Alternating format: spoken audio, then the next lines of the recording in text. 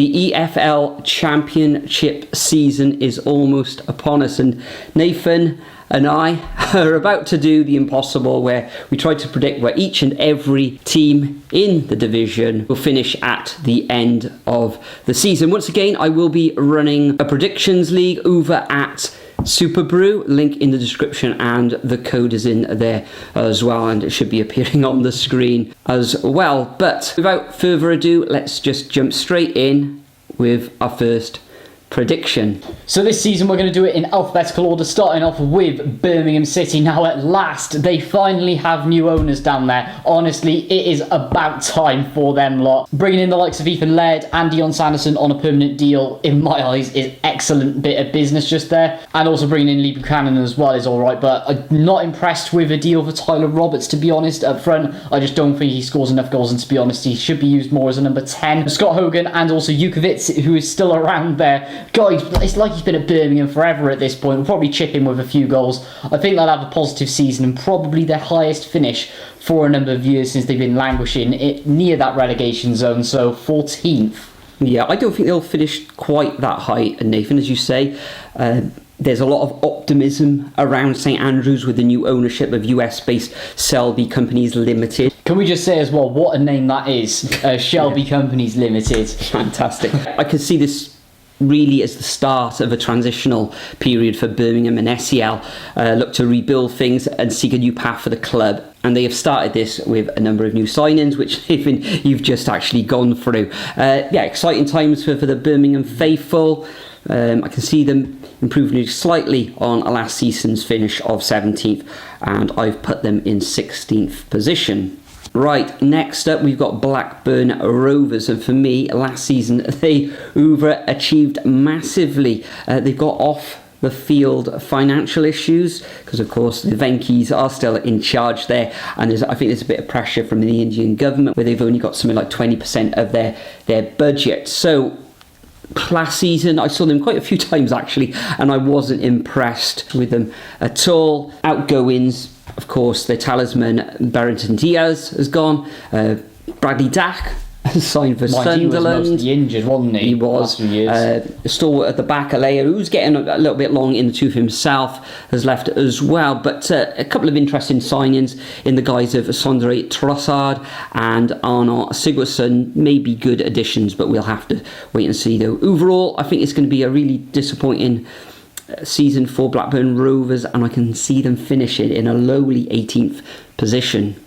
As you said, losing Ben Barrington Diaz really loses a lot of goals there at Ewood Park, and with the financial issues coming through, there's not going to be really much of a scope that Blackburn will be able to push on for this season. However, I do really rate the Arnold Sigurdsson signing from CSKA Moscow, and I think Niall Ennis as well, who is another one, is going to come good this season. I think it'll be a drop-off, but not as big as you have said, so I'm going to go 13th position. Next up, we have the Wurzels across the water. We have Bristol City. Now, Ross McCrory, I think, is going to be a great signing for them. And also, Rob Dickey coming in from QPR is another solid base at the back as well.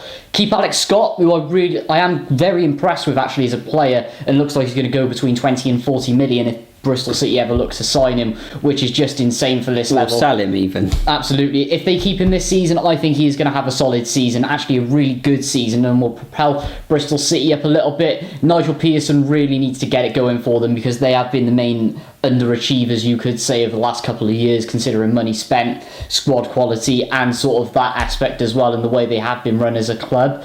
So I'm going to be modest, probably quite a high predicted finish for them over what you've seen the last couple of years, so I'm going to go 12th position. 12th position, well, that's going to be exactly the same as me, Nathan. Nigel Pearson, he's a safe pair of hands. He's been there a couple of years now, hasn't he?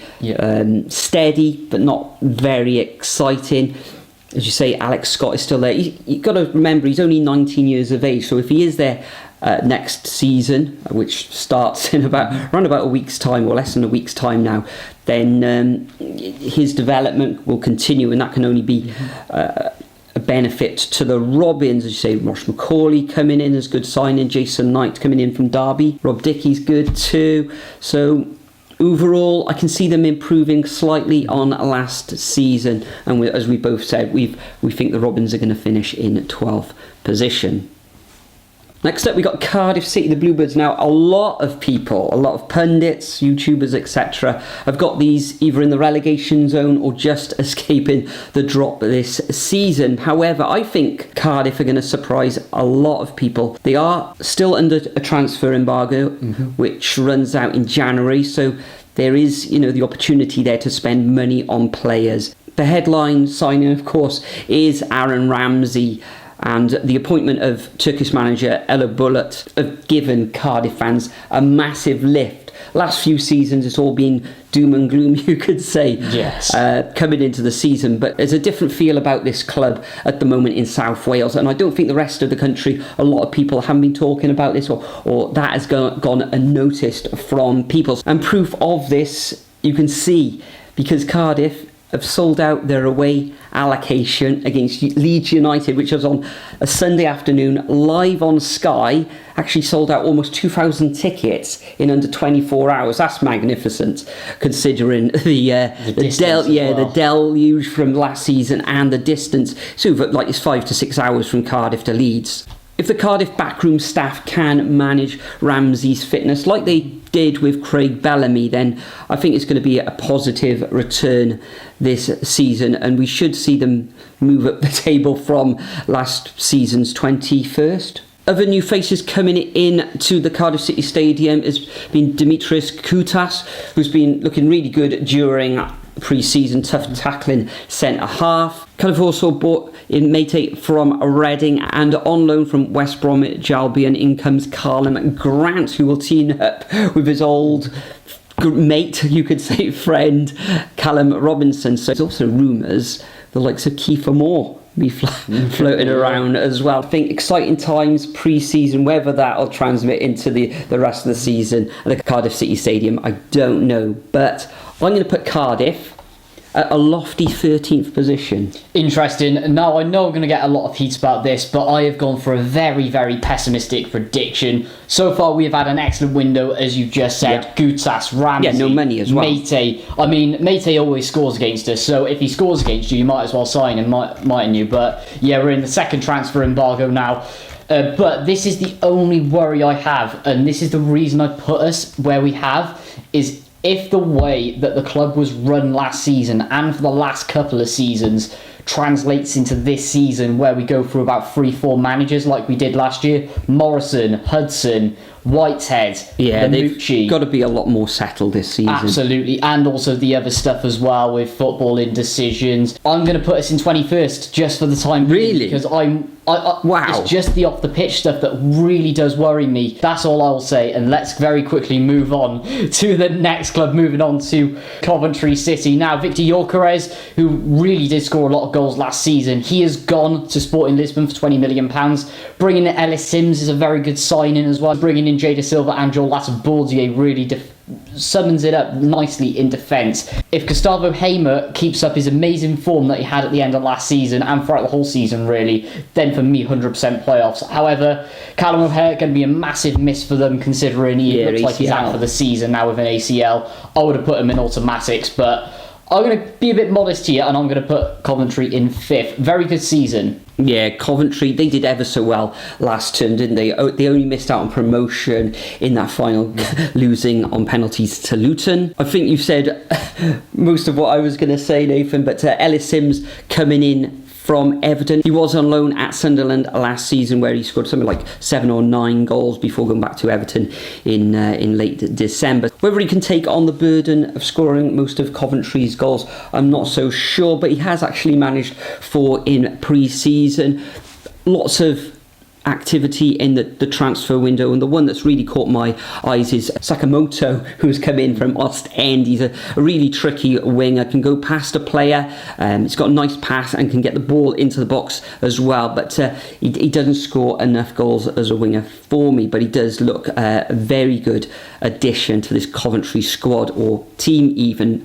I'm going to put Coventry in a lofty 5th position, which I think equals where they finished last season. Next up, we got Huddersfield Town. The Terriers finished off last season with an excellent run, which was down mainly to Neil Warnock and his coaching staff. However, these days, that's his speciality, isn't it? Digging a team out of the sort of relegation dogfight. At his age now, whether he can, how well he'll get on this season with Huddersfield, I'm not so sure. Overall, their squad doesn't look that great. I know Zorba Thomas is coming back from Blackburn, and his set piece delivery and crossing ability will be key for the Terriers. Up front, you've got Danny Ward, and I know a few seasons ago he did score a hat load for them, but last season was a little bit quiet, and I think he's around about 32 now. So relying on Danny Ward will be a bit of a big ask again for them. At this moment on time, with transfers coming in, I think they've only signed one player, which is Chris Maxwell from Blackpool. For Huddersfield, though, for me, my prediction, I think it's going to be a real battle for them to avoid relegation. I'm not sure if Warnock will be there for the full season, whether he walks. Can't see him getting the sack unless they're having a disastrous run. But I see them surviving just in 21st position. So as you said, the legend himself, Neil Warnock, is staying on for one more season. Please, Sharon, just one more job, as he always says. Nothing major in for the Terriers yet. However, I have found that they do have a very big squad, which is common under Warnock teams, which maybe he could do with trimming the fat a little bit. Last minute Premier League loans, in my opinion, which Warnock does like a lot of, I think will keep them up. So I'm going to pop them in 19th. Next up, we have Hull City. Now, this is one that I'm really excited for. Liam Rosenior, what a great end to the season he had coming in from the absolute shambles that Shotsa Avalatse brought in at the start, obviously with their new Turkish owners there now as well. Liam Delap is a great signing from Manchester City on loan. He was at Preston last year, didn't do too much, but with the talent that he does have, I am looking forward to him in this Hull side, and I think they're going to have a really solid season, and you could be looking a Liam Rosenior masterclass or even a manager of the year here. So I'm going to put him in 7th, just missing out on the playoffs. That is good. Yeah, I think, as you say, Rosenior did a fantastic job at the tail end or the second half of that season, didn't he, Nathan? Assuring up the defence, getting them scoring goals again. They've got a little bit of financial muscle as well behind them in the form of the Acuna Media Group. Was it the Turkish entrepreneur? Yeah. Can't remember his name now at this moment in time, but they've got to be a little bit wary because of the constraints of FFP in the Championship. It's really strict. There's rumours of Aaron Connolly coming back on loan as well from Brighton, so that's all positive for the Tigers, and they seem to be on an upward trajectory at the moment, and I can see them finishing not as lofty as you in 7th, but I think they'll finish around about 11th, so I've gone for 11th position. Next up, we've got Ipswich Town, and everything is geared towards positive vibes for the Tractor Boys coming into the new season. Last time they scored the most goals in Division 1. They finished on something like 101 goals, which was 19 more than champions Plymouth. And it's absolutely fantastic by Ipswich, that was. They look to have a really good squad that's set up for a championship campaign. The likes of Connor Chaplin and Freddie Ladapo, let me pronounce that correctly, Ladapo, scored 42 goals between them in that Division 1 promotion campaign. They've also brought in on loan exciting attacking midfielder Omare Hutchinson, who's a real player. There's a lot of teams keeping close tabs on this young talent. For me, they're the best equipped of the promoted sides from Division 1, and I can see them finishing in a magnificent 8th position, which will really annoy Norwich. Absolutely, yeah, I completely agree with you. I think it's going to be a great first season for them. Kieran McKenna, I really do rate as a quality Championship manager as well. As you said, likes of Broadhead, Chaplin, Wes Burns. Also have Freddie Ladapo, who is also ridiculous as well. Omari Hutchinson, amazing signing. I'm really looking forward to this Ipswich side, and I'm going to put them in 9th position. Next up, we have Leeds United. Now, I know everyone is going to be calling me biased here, but I'm just going to go for it. Daniel Farke, not really impressed with that appointment. In my opinion, he got very lucky with Norwich, and I didn't Double rate him. promotions, wasn't it? So. It was, but look at him in both of the seasons that they were in the top flight. Wasn't impressed for him not impressed by him when he was at Borussia Mönchengladbach, to be honest. And in my opinion, there is no way he's lasting the season with this squad. Midfield's looking a bit thin, but they have some absolute quality dotted around on the pitch. So I think whoever they'll bring in next, they're just going to drag them kicking and screaming into the playoffs, aren't they? Fourth position. Wow, I haven't got them that high, Nathan. They were really disappointing in the Premier League last season, getting relegated. I actually tipped them to be relegated if you go back and watch our predictions video from last season. Unlike Leicester and Southampton, who's kept a big quality of their squad, Leeds seem to be either selling or loaning a lot of their players out of the club. They have brought in Ethan Ampadu, which for me is a really good, astute signing, because the way he plays at this level. Yeah, for the Championship, he's got it all, really. You know, he's a tough tackler, he gets stuck in, and we've seen that firsthand with Wales. So he should take to the Championship like a duck to water. We've also got the likes of Jack Harrison, who's a good player. Daniel James should tear up, or put he'll frighten some right backs in this division as well. So they do have good quality there. Whether it's enough to get them up again, don't know. We'll see what happens once the season starts. But at this moment in time, I've got them in 7th position.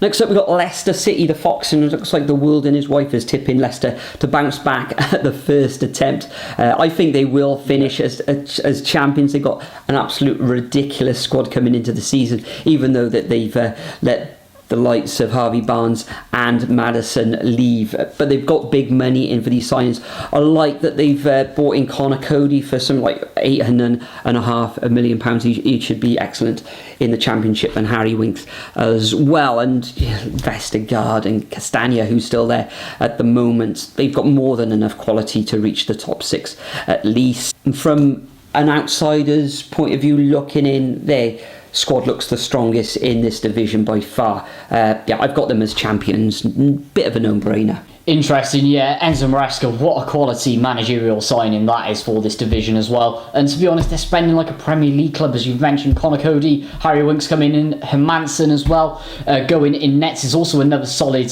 signing there as well. And hear it now, quite a bizarre prediction, but I'm actually going to say that Calcitti Iheanacho is going to be next season's top scorer. There's no one going to be close to them. They're going to be like the Burnley of last season, top of the league. Moving on, next up we have got Middlesbrough. If Chuba Akpom continues his fantastic form from next season, they're going to be just as exciting as well. Michael Carrick, who came in towards the end of towards the middle to start of last season, I should say, he really's had him playing as well. If they invest in the right areas, even though we do know that losing the likes of Ryan Giles is very disappointing, you could say, because he's gone to Luton for about £5 million, you could say. But they have invested in the right areas as well, bringing the likes of Morgan Rogers, Seny Dieng as well, who has a good reputation in goals. But they'll also see probably loans as well from the Premier League, i.e. Man United with Michael Carrick's links. And for me, I can only see him reach an automatic 2nd position. Yeah, Carrick did a fantastic job last time out, didn't he? Steering Middlesbrough to 4th position when he only took Hoover partway through the season. This time he's got a full pre-season behind him. Yeah. Akpom, if he can continue his goal scoring exploits as he did before, then they're a shoe-in really for at least the playoffs. And if you've got the likes of Force and Matthew Hope and Isaiah Jones, if they can chip in with a few goals here and there, or even reach double figures, then I think Middlesbrough will have another excellent season, and I can see them finishing as runners-up. Next up, we've got Millwall, and you could say they capitulated at the end of last season, where they won only 2 matches out of their final 9. Really should have made it into the playoffs. They made a number of good defensive signings in the guise of Joe Bryan from Fulham and Wes Harding from Rotherham, and Casper de Nore from Oud Havenly Leuven, if I've pronounced that. I've just butchered that, haven't I?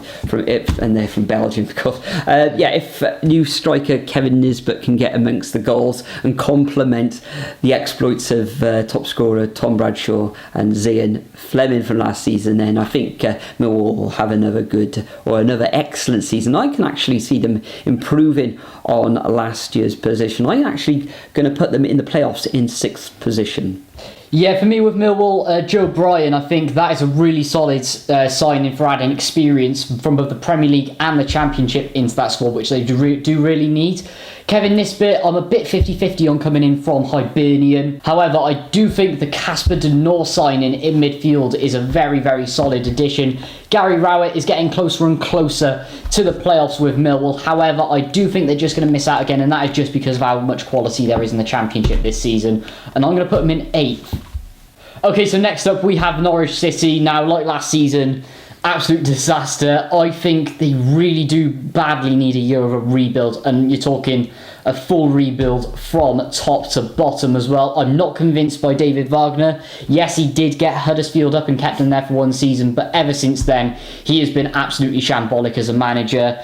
Shocking second season with Huddersfield in the Premier League. Got Schalke relegated as well, one of the biggest clubs in Germany. That's all I will say about him, to be honest. Bringing in Ashley Barnes as a replacement striker for Timu Puki, who has slowed down a lot at Norwich. I think if he does get injured, then I think it's a little bit too much pressure putting the goal scoring on the likes of Adam Ida and also Josh Sargent, who we know just doesn't score goals either. However, I am impressed with the signings of Gabriel Sara, and also Nunes is a great addition in midfield as well. I think it's going to be a poor season yet again for Norwich. Don't think that David Wagner will last, and I'm going to put him in 15th. 15th. I've got them a little bit higher than you, Nathan. Mm-hmm. Disastrous season last time out when they finished 13th.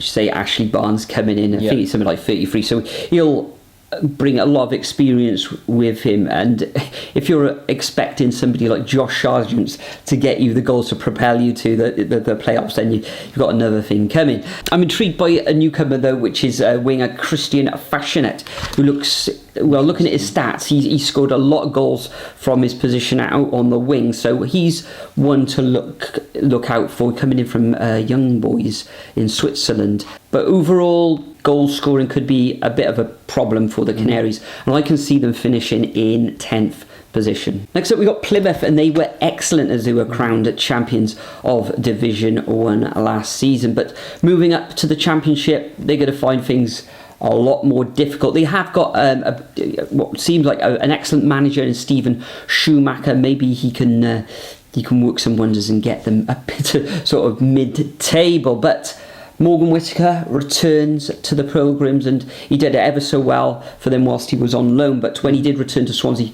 I think he only had 2 starts. So he wasn't really favoured by Russell Martin, was he? So he missed about 4 or 5 months of the season then. So he'll need to get back up to speed with Plymouth. With regards to Plymouth, I think their home form will be key. They'll have great support behind them down on the south coast. However, I think that a good season for them will be survival, and I think they will, and I can see them ending up in 20th. Yeah, as you said, I do think Stephen Schumacher is an absolutely solid manager for this level as well. Obviously building on the success of Ryan Lowe, who did end up jump shipping mid-season to Preston North End. He got them from the bottom half of League One right to the top half, and then Schumacher did end up sealing the deal. I think it's just going to be a solid season, I'm going to put him in 18th. Okay, so next up we have Preston North End. Now, this is one that I'm a bit 50-50 on, because either I think they're going to have a really solid season, or I think they're going to have an absolute disastrous as a season, because there's a lot of split opinion as well about Ryan Lowe there at Preston. I do think bringing in Calvin Ramsey on a loan signing is solid, and the likes of bringing in Will Keane as well from Wigan, and also for Haya Jensen as well is a good option. However, I do think loans will allow them to push up the table a little bit as well. There is still plenty of time for them to bring in loan players from the Premier League too, just like they did last season, and I think they'll finish in 10th. Yeah, if there's one thing you can guarantee, it's Preston North End finishing somewhere around the mid-table mark. Absolutely. They brought in as you say, they brought in a few new players. This was his name, Mads Frøyer Jensen, an attacking midfield for Udesen from Denmark. He looks to have an eye for goals. So also say Nathan Wilkeen, and he actually scored, I think, something like 12 goals for Wigan last season. The state of them. Well, yeah, they finished rock bottom, didn't they? I've been scratching my head where I'm going to place Preston in the table. They're always pretty solid. A lot of people have actually predicting them to finish a lot lower than I'm putting them. I'm actually going to put them in ninth position, which I think a lot of their fans will probably consider to be a really good season. Next up, we got QPR, and oh dear, Gareth Ainsworth coming in last season. Okay, he had some good results and probably kept them up and kept his job as well, but terrible playing style. The signings that they have made are really uninspiring. They've got Lyndon Dykes up front, who could get amongst the goals, but will that team be able to create enough opportunities for him? I think this is going to be a bit of a disastrous season. You could actually see Ainsworth losing his job. Whoever they bring in then, may improve things, but if he does, then I can only see disaster for Queen's Park Rangers, and I can see them finishing in the relegation zone in 23rd. Yeah, I do really rate Gareth Ainsworth as a manager. I just think that it's not the right club for him, to be honest. Even though he's a legend there. So. He is, and I do think he is actually going to be one of the first out this season. Obviously, they have lost Les Ferdinand as director of football, and also Tony Fernandez has also departed the club as well. It's a bit of a shambles off the pitch.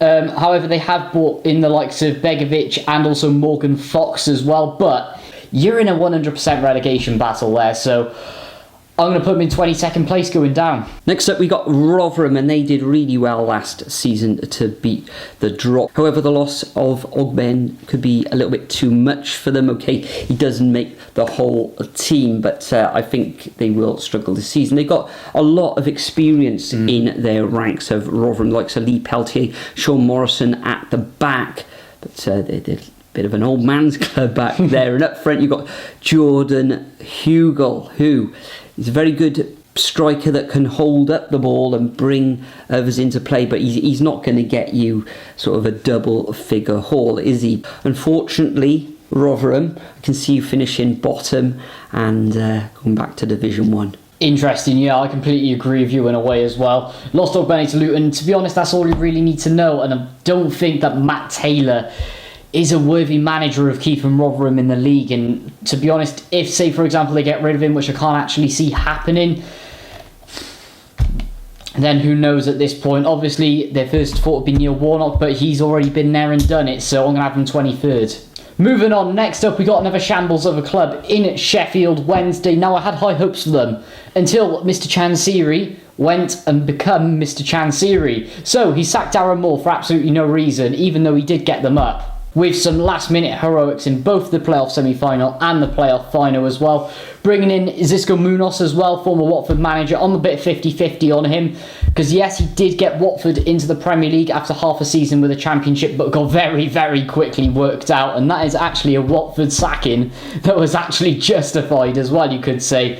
They're an absolute shambles off the pitch, as it always is under Mr. Chansiri. Even though he has been a little bit under the carpet the last few years, he's being back to his good old self, isn't he? I'm going to put him bottom of the league in 24th. Bottom of the league, yeah. I think a lot of people are tipping them to be at bottom of the league, especially after the success of last season. Yeah, it's been an absolute shambles, hasn't it? And it's torrid time for Owls fans. Midfield, as you say, they got the likes of Will Vaulks and George Byers, coupled with Barry Bannon, who seems to be been around since Stanley Matthews was playing. But Ashley Fletcher coming in front to get the goals. Will he? Probably not. I can see them finishing in 22nd position. Next up, we got Southampton coming down from the Premier League, and oh dear, Russell Martin must have thought he'd been joining a Premier League team, but alas, he's still in the Championship with the Saints. They've got, they kept on hold of a lot of their players since coming down, which means they should have a strong season. You never know, though. We've still got a month of the transfer window there, so the likes of Ward-Prowse, will he, won't he? A lot of Saints fans are saying that he will stay. The main man for me, though, at Southampton, probably the best player in my eyes, is Lavia. Liverpool look to be keen on him. Chelsea have had a few bids, I think, turned down. So it looks like he's going to be on his way out. Southampton will do well, and if they are struggling a little bit, they can flex their muscles with the amount of money they got, especially with parachute payments, etc. And I can see them finishing in third position. Interesting, yeah, in my opinion. Now, I know this is probably going to be biased a little bit, but I don't think it is. I think Russell Martin going to Southampton is a very poor appointment. If you watch World of Football podcast, myself, Reece Russell, we've been saying that they would have absolutely walked the league Southampton if they bought someone like a Marcelo Bielsa in, but I am not convinced by Martin going there at all. They got a very strong squad, lots of options up front as well. However, they did struggle defensively at this end of last season. I think that might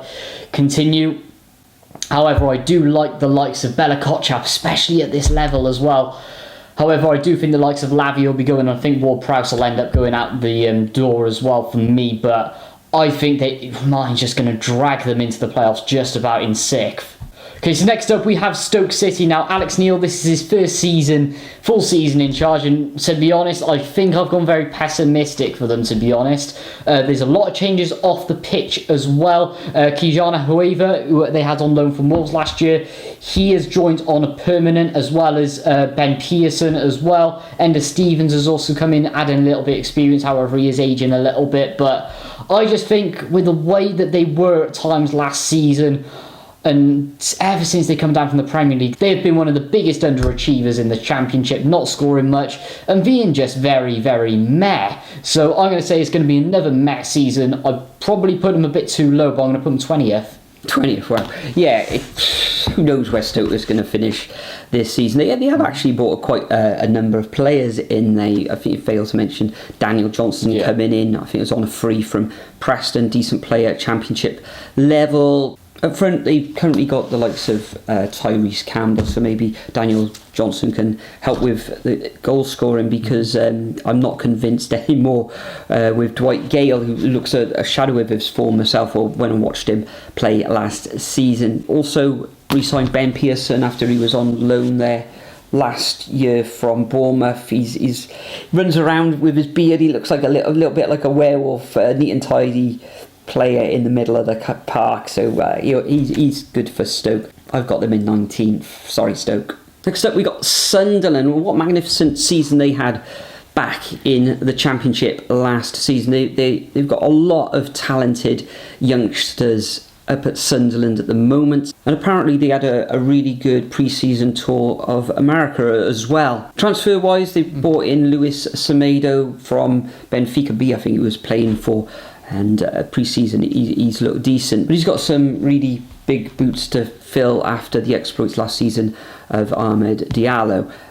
He looks a really good striker, but he's still very, very young, isn't he? So he'll need support for the likes of Jack Clark and Ross Stewart, and I think Stewart is currently injured at the moment, so hopefully he'll get back to full fitness soon. Recently signed Bradley Dack as well, so he'll add a lot of experience to their ranks, especially because the number of young players they got. I've actually put them in 4th position. I've got good vibes about Sunderland again this year. Well, all I'll say is if they get Amad Diallo back, they're 100% going in the automatics. Really? However, I do think they have the most balanced squad, as you just said. I think if Ross Stewart stays fit, then I think he's going to score a lot of goals for them next season. Also, the likes of Lyndon Gooch and also Jack Clark as well. I think they'll have another solid season. I'm going to put them in 3rd. Next up, we have got the Jacks down the M4, Swansea. Now, Russell Martin has, of course, gone. Now, I do think that is for the best for him, to be honest, because I think he was holding them back with his style of play, and it's terrible, isn't it? They have brought in Jerry Yates from Blackpool, which I think is a very, very good signing as well up front. However, they have lost a lot of squad players, including the likes of Ryan Manning, Joel Latibordia as well, and they're probably going to lose Joel Piro if they're not careful and they don't inflate. Well, if they put their price tag too low for him, I think they could lose him in the summer, if not definitely in January. I do think they'll, however, excluding the likes of Nathan Wood and Ben Cabango as well, I think the defensive department is fairly shocking, and in addition, in goals as well, the likes of Andy Fisher, well, I wouldn't trust him to slice my toast, to be honest. He's that bad. I think it'll be an average first season for Michael Duff, and I'm going to put him in 16th. Yeah, I think I'm going to be quite kind to Swansea. I feel this is a season of transition for the Jacks with the new manager Michael Duff. He's going to bring in a new style of play, isn't he, Nathan? Yep. Rather than Russell Martin's sort of obsession with possession. I think they'll start slowly with this new style of play, but I think they will start to move up the table as the season progresses. So I'm going to put them in 14th position. That is one position below Cardiff. Next up, we got Watford. Now, who knows where Watford are going to end up? They've lost two of their best. Well, they've lost quite a lot of players, the best of which is obviously João Pedro going to Brighton and Ismail Assar. They have brought in the likes of Reece Healey, who did really well in France with Toulouse, but it hasn't really cut it at championship level. I know that he did well with the MK Dons, but not really Cardiff. But he has had his share of really bad injuries as well. So it will be interesting to see how Healey gets on, and I hope he does well for Watford. Other signings sees Tom Ince come in, and he always blows hot and cold, doesn't he? Get amongst the goals, but he's one of the most annoying players in the league, and Jake Livermore is probably his best days behind him, but he will add experience to that Watford midfield. I think it's going to be a very, very poor season for Watford, and I can see them finishing in 15th position. No chance of them going down, but 15. Yeah, I completely agree. Losing the likes of Ismail Assar and also João Pedro as well is going to be a massive loss for them next season. And replacing them with the likes of Reece Healey, I really don't know, to be honest. Could go well, but it could also be an absolute disaster, obviously, from what we have seen before. But as you said, he has had some really major injuries as well. For me, if Valérien Ismaël has a really poor start, then he is going to be one of the early door boots. But the likes of Bayo, Martins, Ince coming in as well, think they'll be okay, but they're not going to be anywhere near the playoffs. I'm going to put them in 11th. And finally, we have Boing Boing, the Baggies, West Brom. Now, another disaster at the end of last season, you could say, finishing in around mid-table, closest to the playoffs, but they had a really poor start as well. Now, their parachute payments have gone, and off the pitch, absolutely shocking with the likes of ownership, with the way the board of directors are running it as well. And they got a lot of injury-prone players, you could say, on very high wages, offloading Darryl O'Shea for about £7.5 million to Burnley. However, I cannot see many ins just because of this massive wage bill that they have, and they have started to offload a few key players, including the likes of Carlon Grant, who I was quite surprised about, considering that Daryl DK is actually injured for the start of the season, and they really only have up front Brendan Thomas Asante, who he's not even a striker, he's a number 10, so I don't know what they're thinking there. I'm not sure if they're going to bring in many signings, and I think it's going to be a terrible season for them. However, I do rate Carlos Corberán as a manager, but we could potentially even see him walking or even getting sacked. Who knows, to be honest. So I'm going to put him in 17th. Yeah, a bit of a disaster of things off the pitch, isn't it? But Jeremy Sarmiento has become West Brom's first signing of the summer after joining from Brighton on loan. Financially, as you say, West Brom all over the place. Midfield wise, they do have some, decent players in there. Likes of Alex Mowat returning from, was he with Middlesbrough last season?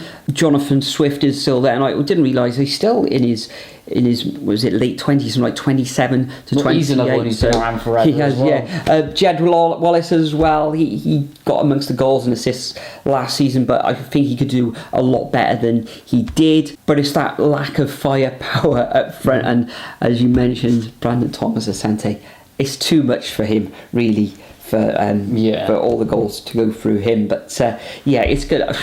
Difficult one, this one, for where the Baggies are going to finish this season. For me, it's going to be not a very good season. A little bit like Watford, they're going to end up in 17th position. That concludes our predictions, finally, for the 23-2024 Championship season. Let us know how you think each and every club will end up this season. I'm not actually going to be doing predictions for the Championship each and every week. What I'll do, I'll be bringing out ad hoc videos as the season progresses, dipping in and out of the Championship. My main focus this year is going to be in the Premier League, but I am, as I mentioned earlier in the video, running a predictions league once again. There's the code on the screen again, and all those sort of lovely details are in the description too. So Nathan, before we let everybody go, Is there anything you'd like to Well, add? start of every season we always do this. Who is going to be the first manager out the door? Well, discounting Ishmael at Watford, you've got to look at Ainsworth at QPR if they get off to a bad start to the season, and the style of play. Yeah, I am thinking about Ainsworth a little bit. However, I do think they're going to hold on to him for a while and see what they can do. So for me, it sticks out like a sore thumb. It's going to be Valérien Ismaël at Watford. Yeah. Thanks for joining us once again, guys. Remember those predictions in the comment section, and we'll see you all next time for the Premier League predictions.